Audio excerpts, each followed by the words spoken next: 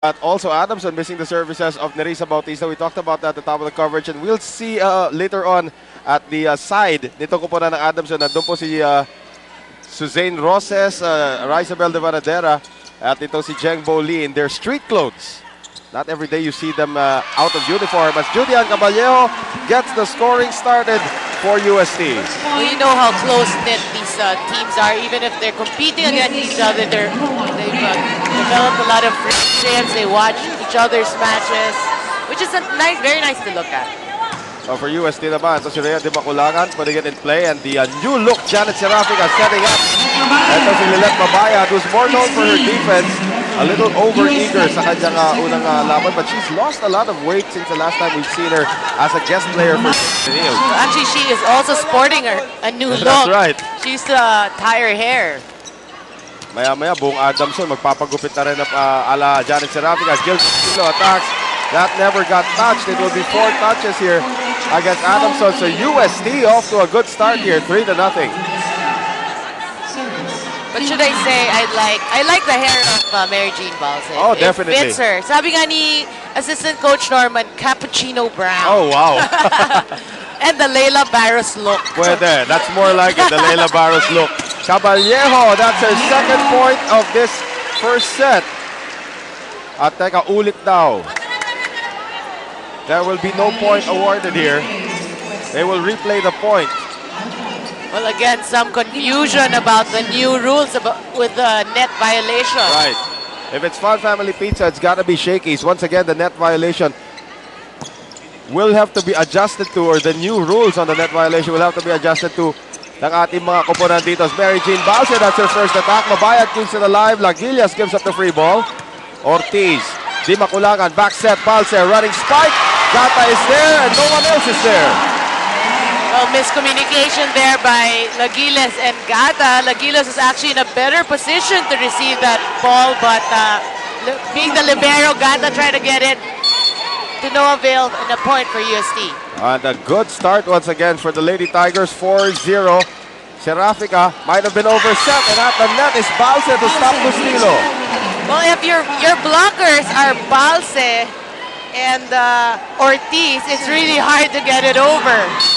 Ang tangkad na lineup na yan. Ortiz stands about 5'10". Balse stands about just a shade under 5'10". Gata cannot get to it. 6-0 UST.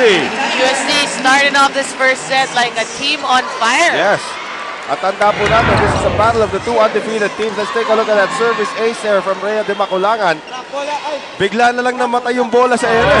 That's what you call a floater. And again, wala pang pito ang ating referee. So, Rhea de Maculangan is laughing at herself. There's our first referee. He's only human. Yep. At si Rhea de Maculangan, at least napagtawanan pa niya kanyang sarili. Masyadong excited. But she has been very successful sa kanyang serve. She has been on the service end of the last 5 UST points. Exactly. Gustilo! Wow, what is going on with Adamson? They cannot score.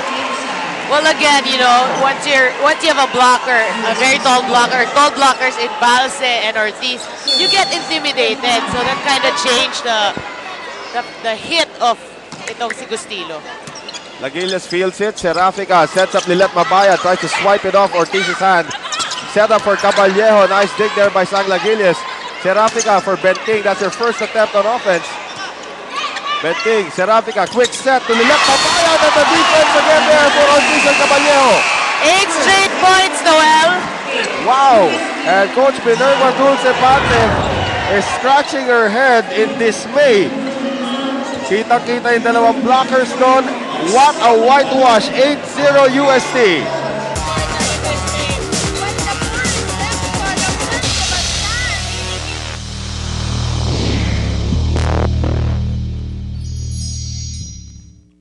Back with us here at the arena, ladies and gentlemen. It's on one city. It is 8-0 UST against Adamson. At this point, let's turn it over to the third member of our panel, Rina Villamor.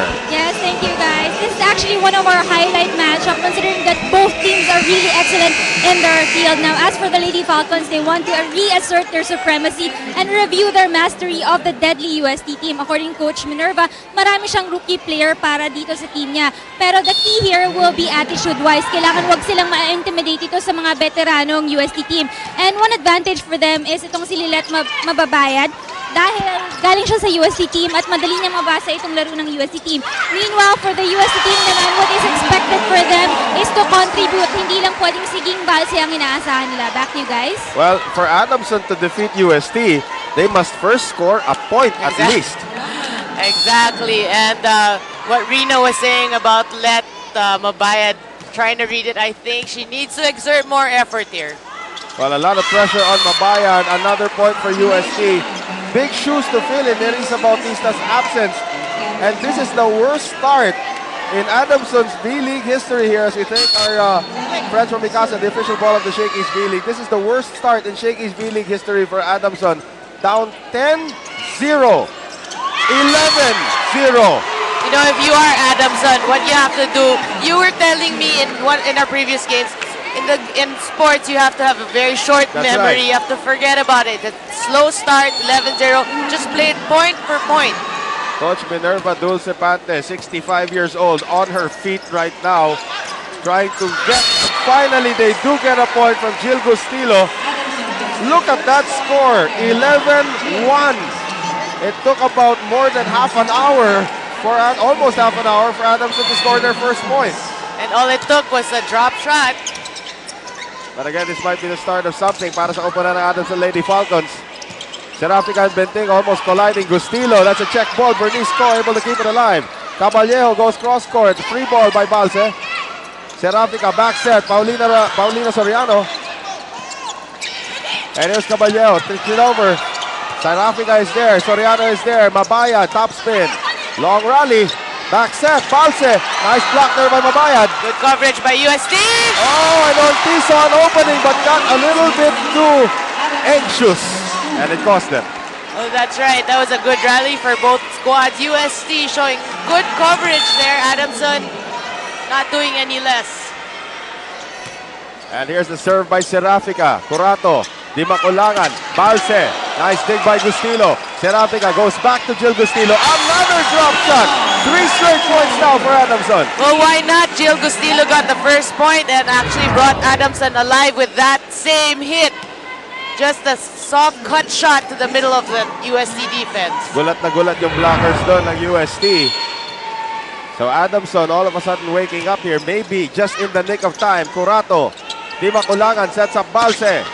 Oh, and Benting took her eye off the ball for just a second at nakalusot sa kanya yung tira ni Balse. Well, again, I'd like to mention that if you're doing floor defense, stay on the ground, stay low.